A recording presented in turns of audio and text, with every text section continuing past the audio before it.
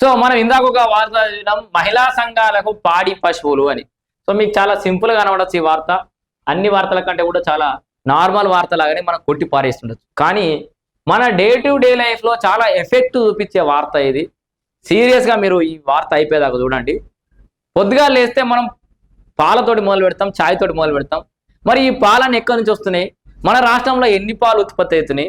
తాగేటోళ్ళం ఎంతమంది ఉన్నాయి? ఎన్ని లక్షల లీటర్ తాగుతున్నాం? సో రాష్ట్ర ప్రభుత్వం చేస్తుంది ఏంది, విజయ డైరీ చేస్తుంది ఏంది, లేకపోతే ప్రభుత్వాలు ఎక్కడ నిర్లక్ష్యం వహిస్తున్నాయి, రైతులు ఎక్కడ ఇబ్బంది పడుతున్నారు, ఇవన్నీ కొంచెం మాట్లాడుకునే ప్రయత్నం చేద్దాం. ఈ వార్తతో పాటు మహిళా సంఘాలకు పాడి పశువులు ఇద్దామని చెప్పేసి ప్రభుత్వం డిసైడ్ అయింది. దాంట్లో ఇందిరా డైరీ ప్రాజెక్టు కింద ఒక్కొక్కరికి 2 పంపిణీ చేస్తారట. 70% ఏమో సబ్సిడీ, 30% ఏమో బ్యాంక్ రుణం కింద అందజేస్తారట. మరి ఇక్కడ ఒక అనుమానం ఉంది అంటుండు.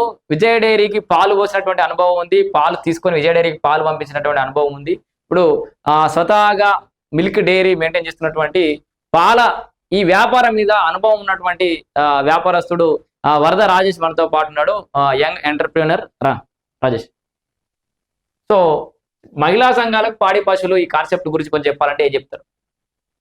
అసలు ఇది ప్రభుత్వాన్ని డైరీ ఏదైతే విజయ డైరీ మేనేజ్మెంట్ ప్రభుత్వాన్ని విజయ డైరీ మేనేజ్మెంట్ మోసం చేస్తుందా, ప్రభుత్వమే విజయ డైరీని మోసం చేస్తుందా? ఇది ఎట్టకేలకు ఇది చాలా హాస్యాస్పదమైనటువంటి విషయం ఇది. ఎందుకంటే ప్రజెంట్ విజయ డైరీ సిచ్యువేషన్ ఏంటంటే, ఒక రోజు ఇక్కడ మనం పేపర్ లో చూస్తున్నాం స్పష్టంగా ఈ పాలకు సంబంధించి ఇంతకు ముందు ఇక్కడ ఒక పాయింట్ ఉంది. సో రాష్ట్రంలో పాల కొరత తీవ్రంగా ఉంది అంటారు. వాస్తవం చెప్పాలంటే తెలంగాణ రాష్ట్రంలో పాల కొరత ఉన్నది లేదనే విషయాన్ని కొద్దిసేపు అటు ఉంచితే, ఒక విజయ డైరీకి 4 లక్షల లీటర్లు ఒక రోజులో వస్తున్నాయి అనే విషయం అవాస్తవం. అది ప్రభుత్వ రంగ సంస్థ విజయ డైరీకి కేవలం 4 లక్షల లీటర్లే వస్తున్నాయి ఒక రోజులో అనేది అవాస్తవం అయిన ముచ్చట. ఇది తప్పుడు సమాచారం. ఇదంతా ఈ పేపర్ వాళ్ళకి ఎవరైతే ఇచ్చారో ఇది 100కు 100% తప్పుడు సమాచారం ఇది.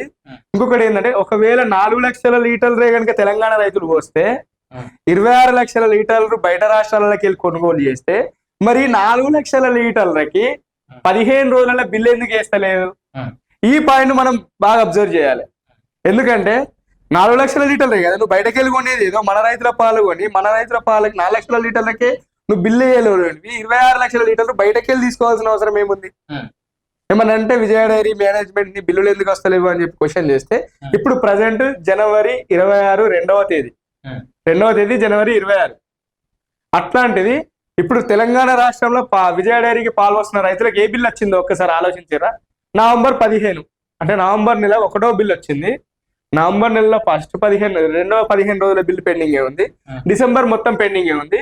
ఈ రోజు 2, ఇది కూడా అయిపోతుంది. అంటే 45 నుంచి 50 రోజులు నిండితే గాని మొదటి 15 రోజుల పాల పైసలు ఇవ్వలేని విజయ డైరీ ఇప్పుడు విజయ డైరీకి పాడి పశువులు ఇప్పిస్తే ఆ పాలు వెండి రైతేడ పోయాలి, ఏడమ్ముకోవాలి, వాడు లోన్ ఎట్లా కట్టాలి? సో ఇప్పుడు ఈ పథకం ద్వారా మళ్ళీ పాలు ఉత్పత్తి పెరుగుతుంది కదా. నువ్వు ఉన్న పాలకే పైసలు ఇస్తలేవు, బిల్లు ఎత్తలేవు. అట్లాంటిది రైతులు ఎంకరేజ్ చేసి పశువులు కొనిపించి లోన్లు ఇప్పించి ఆ పాలని మార్కెట్ చేసి ఇన్ టైంలో బిల్లులు వేయలేనప్పుడు బ్యాంక్ లోన్కి వీడు అప్పు ఎట్లా కట్టాలి? ఎంత చెల్లిస్తుంది ప్రభుత్వం అంటే రైతుకి? సరే, పర్ లీటర్ ఆవు పాలకైతే కనీస మద్దతు ధర ఇంతకు ముందు 38 నుంచి 40 రూపాయలు పడేది. ఇప్పుడు అదే ఫ్యాట్ అదే SNF కి 36 నుంచి 38 రూపాయలు పడలేని సిచ్యువేషన్ ఉంది. ఎందుకంటే పాలకు కొరత ఉన్నప్పుడు రేటు పెరగాలే కదా. అట్లాంటిది రేట్ ఎందుకు తగ్గింది? ఇతర రాష్ట్రాల నుంచి పాలు తీసుకోవాల్సిన పరిస్థితి ఎందుకు? ఇతర రాష్ట్రాల నుంచి పాలు మన రాష్ట్రంలో 4 లక్షల రైతులకు 4 లక్షల లీటర్లకి నువ్వు మద్దతు ధర ఇస్తే రైతే ఇంకొక 2 బళ్ళని సొంతగా పైసలు పెట్టుకొని కొనుక్కుంటాడు కదా. అసలు ఇంకా దరిద్రమైన ముచ్చట ఏం తెలుసా? గత సంవత్సరం మేము చాలా నిరసనలు వ్యక్తం చేసినాం. అదే యుధిష్ఠిర వార్తా మీడియా ద్వారా కూడా బయటకు కూడా మేము చాలా న్యూస్ ని బయటకు తీసుకొచ్చే ప్రయత్నం చేసినాం. సిద్దిపేట జిల్లా కేంద్రం సిద్దిపేట నడిగడ్డ ముస్తాబాద్ చౌరస్తా దగ్గర 2024-25 ఎగ్జాక్ట్ గా సెప్టెంబర్ అనుకుంటాను, మంత్ అంతా గుర్తులేదు, 500 మంది రైతులతో పెద్ద ధర్నా చేసినాం. ఎందుకోసం చేసినాం? ఇప్పటి కూడా 1 సంవత్సరం కిందనే కదా రైతులందరూ పాలన్నీ బిల్లులు విజయ డైరీ బిల్లు వస్తలేవు అని చెప్పి నిధన వ్యస్తం చేస్తూ రైతుల పాలన్నీ రోడ్డు మీద పాలవారబోసింది. ఒక్కొక్క రైతు ఒక ఆవును కొంటే ఆ చచ్చిపోతే పూడ్చిపెట్టడానికి కూడా బిల్లులు పడక పైసలు లేక ఆవుల షెడ్లను తీసేసిన పరిస్థితి వచ్చింది. ఇది పెద్ద స్కామ్, ఇది అతి పెద్ద స్కామ్. ఎంత పెద్ద స్కామ్ అంటే తెలంగాణ రైతుల పాలను పక్కకు పెట్టేసిరు. విజయ డైరీ మేనేజ్మెంట్ కి సంబంధించి కొంతమంది పెద్ద తలకాయలు కలిసి ఈ పెద్ద స్కామ్ కి తెరదీస్తున్నాయి. ఇది ప్రభుత్వం గ్రహిస్తలేదా తెలియదు, లేకపోతే ప్రభుత్వం కనసన్నల్లోనే జరుగుతుందా కూడా తెలియదు. ఇతర రాష్ట్రాలు ఇప్పుడు తెలంగాణ ఆంతర్యం ఏం లేదన్న. తెలంగాణ రైతుల పాలు కొంటే రైతుకు కనీసం 40 రూపాయలు కట్టియాలి. 40 రూపాయలు తెలంగాణ వాళ్ళకైతే మినిమం 40 రూపాయలు, ఒక ఆవు పాలకైతే 40 రూపాయల వరకు చెల్లించాలి. విత్ ప్యాచరైజేషన్ ఇదంతా ప్రాసెసింగ్ ఒక లీటర్ మీద ఇంకొక 10 రూపాయలు పెరుగుతుంది. అంటే ఒక లీటర్ ప్యాచరైజ్డ్ మిల్క్ అంటే టోల్డ్ మిల్క్ ఒక 3.5 ఫ్యాట్ పర్సెంటేజ్ ఉండే పాల ప్యాకెట్ బయటకు రావాలంటే 50 నుంచి 55 రూపాయలు అప్రాక్సిమేట్లీ అవుతాయి. ఏది తెలంగాణ రైతుల పాల్గొని తెలంగాణలో ప్యాచరైజేషన్ చేసి ఒక పాల ప్యాకెట్ ని బయటకు తీసుకురావడానికి మినిమం 50 రూపాయలు పడుతుంది. బయట 60, 70, 80 రూపాయలు కూడా అమ్ముతున్నారు కదా. అందులో ఫ్యాట్ పర్సెంటేజ్ బట్టి డిఫరెంట్ మార్కెటింగ్ ఎక్కడైతే డిమాండ్ ఉందో అక్కడ అమ్ముతున్నారు. అది నేను ఏమంటున్నా అంటే ఈ 50 రూపాయలు అనేది మనం ఉత్పత్తి చేయడానికి అంటే మనకు అది ప్యాచరైజేషన్ అంటే ప్రాసెసింగ్ ఛార్జ్ వరకు 50 రూపాయలు. ఒక ప్యాకెట్, ఒక హాఫ్ లీటర్ ప్యాకెట్, ఒక లీటర్ ప్యాకెట్ తయారు కావడానికి 50 రూపాయలు పడుతుంది. అట్లాంటిది పెద్ద దందా. అందరికీ అంతు చిక్కని విషయం ఏంటంటే ఈ 26 లక్షల లీటర్లను బయటకి ఎందుకు ఉంటుందంటే బయట రాష్ట్రాలలో పాల దిగుబడి ఎక్కువ ఉంది, తెలంగాణ పాల ఉత్పత్తి ఎక్కువ ఉంది కాబట్టి ఉత్పత్తి అయిన పాలని బయట రైతులు తెలంగాణలో ఇంతకుముందు కేసీఆర్ చేసిన ఒక మంచి పని అని దీన్ని భావించవచ్చు. ఎందుకు అంటే అక్కడ పాడి రైతులకు కనీస మద్దతు ధర మినిమం 40 రూపాయలు ఆవు పాలకు పడేటట్టు చేసిండు, మినిమం 50 రూపాయలు బర్రె పాలకు పడేటట్టు ఆ రేట్ చార్ట్ అనేది డిసైడ్ చేసి దాన్ని సెట్ చేయడం జరిగింది. దానివల్ల తెలంగాణలో పాల రైతుల పాల ఉత్పత్తి పెరిగింది. ఎప్పుడు తెలంగాణ రెండోసారి ప్రభుత్వం కేసీఆర్ ప్రభుత్వం వచ్చినప్పుడు. ఆ తర్వాత మధ్యలో ఏమైందంటే ఈ డైరీ యాజమాన్యంలో కొంతమంది పెద్ద తలకాయలు ఇన్వాల్వ్ అయ్యి దీన్ని తెలంగాణ రైతుల పాలు ప్యాచరైజేషన్ చేసి ప్రాసెసింగ్ చేస్తే ఎక్కువ రేట్ అవుతుంది, మనకు అదే తెలంగాణ రైతుల పాలను పక్కదో పట్టించి పక్కకు జరిపేసి ఈ పాల ప్లేస్ లో బయట రాష్ట్రాలకి వెళ్ళి ప్యాచరైజేషన్ చేసిన మిల్క్ ఇలాంటి లోగోతో కాకుండా ట్యాంకర్లలో 10,000, 20,000 లీటర్ల ట్యాంకర్లలో బయట రాష్ట్రాలు ప్రాసెస్డ్ మిల్కే తీసుకొచ్చి విజయ డైరీలో కలిపేసి అవి ప్యాక్ చేసేసి ఇప్పుడు ఇది బయట రాష్ట్రాలకి తీసుకుంటే 1 లీటర్ 35 రూపాయలకే తయారైతుంది. బయట రాష్ట్రాల్లో ప్రాసెస్డ్ మిల్క్ వస్తుంది. దాన్ని ఏం లేదు, విజయ డైరీ లోగోతోని విజయ డైరీ అఫీషియల్ గా ఆ పాలు అంటే అన్అఫీషియల్ గా జరిగే అఫీషియల్ చర్య ఇది. సో ఇప్పుడు మనం విజయ డైరీ అనే ప్యాకెట్ తీసుకపోయే దాంట్లో అది ఖచ్చితంగా తెలంగాణ రైతులు పోసిన పాలే అని చెప్పి ఇది ఇక్కడ వాళ్ళే చెప్తున్నారు కదా. 26 లక్షల లీటర్లు బయట అయినప్పుడు తెలంగాణ రైతుల పాలు ఎక్కడ? ఈ 4 లక్షల లీటర్లు ఈ 4 లక్షల లీటర్లు అది పేరుకే తీసుకుంటారు. విజయ డైరీ బతికే ఉంది, తెలంగాణలో చచ్చిపోలేదు, ఆ రైతులు పాలు పోస్తున్నారు, మాకు ఇన్ని కేంద్రాలు ఉన్నాయి, ఇన్ని రాష్ట్రంలో ఇంతమంది రైతులు మా చేతి కింద ఉన్నారు, వాళ్ళు పోసిన పాలే అని చెప్పి బయటకు తెలిసినట్టు. ఇలా మీడియా వల్ల ఏదైతే ఈ వార్తాపత్రిక సేకరించినటువంటి సేకరణ లోపమా ఇక్కడ ఎన్ని లీటర్లు తీసుకుంటారో వాళ్ళు చెప్పింది వీళ్ళు అఫీషియల్ చెప్పాల్సి ఉంటుంది. అంటే తీసుకోవడం అంతే తీసుకుని ఉంటారు. సో అంటే వాళ్ళు అఫీషియల్ ఏ డాట్ అయితే ఆ డేటా రాస్తారు.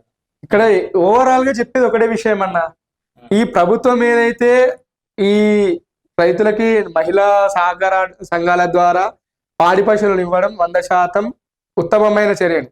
కాకపోతే ఇచ్చినప్పుడు ఈ అసలు ఎన్ని రోజులు బిల్లు పెండింగ్ ఉంది, విజయ డైరీ బిల్లులు ఎందుకు ఇవ్వలేకపోతుంది, ఆ సంస్థలో ఏం లోపాలు ఉన్నాయి, ఆ లోపాల మీద ఒకసారి కాన్సన్ట్రేషన్ చేసిన తర్వాత ఈ పథకం మొదలు పెడితే రైతు సేఫ్ గా ఉంటాడనే నా ఉద్దేశం అన్న.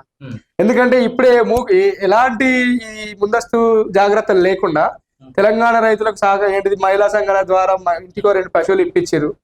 ఆ ఇప్పించిన పశువుల పాలని ఖచ్చితంగా విజయ డైరీలోనే వెయ్యన్నా, ఇదొక క్వశ్చన్ మార్క్. అది విజయ డైరీలో పోతే పైసలే రావు, పైసలు రానప్పుడు వాడు బ్యాంక్ కూడా వచ్చి మీద కూర్చోడా, అంటే ఇటు ఎటు పెట్టి మళ్ళీ అప్పుల ఊబిలో నూకిలోనే అవుతారు తప్ప రైతుకు మేలు చేసిన వాళ్ళు కాదు. ఇదే రకంగా బిల్లులు కొనసాగితే మరి దానికి కూడా పైసలు కట్టుకోలేదు. ఇప్పుడు రైతులంతా తెలంగాణ రైతాంగంతా పాలు ప్రైవేట్ డైరీలకు నాగార్జున మిగతా డైరీలకు పోషిస్తారు. ఖచ్చితంగా దానికి ఏంటంటే రూపాయి తక్కువైనా సరే నాకు 15 రోజుల కోసం బిల్లు వేస్తుందా లేదా, ఫస్ట్ వాడు ఏమంటారు పశువులు వాడిని పోషించన్నా. విజయ డైరీ ఇప్పుడు చేస్తున్న నిర్వాహకం వల్ల రైతే పశువులను పోషిస్తున్నారు. పశువుల మీద జీవనాధారం అంటే కొనసాగించేది రైతు అయితే ఇప్పుడు మొత్తం మారిపోయింది. ఆ ఉన్న పశువులు వాడిని నమ్ముకొని ఉన్నాయి, ఇట్లా బతికేయాలంటే అప్పు తీసుకొచ్చి వాటికి దానా రకరకాల ఖర్చు పెరిగిపోయిన పరిస్థితి. 15 రోజుల లోపల బిల్లు రాకపోతే ఇక ఇబ్బంది అవుతున్న పరిస్థితి.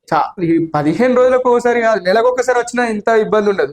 45 రోజులు, 50 రోజులు, 2 నెలలకు ఒకసారి కూడా 15 రోజుల బిల్లు వేస్తలేరు.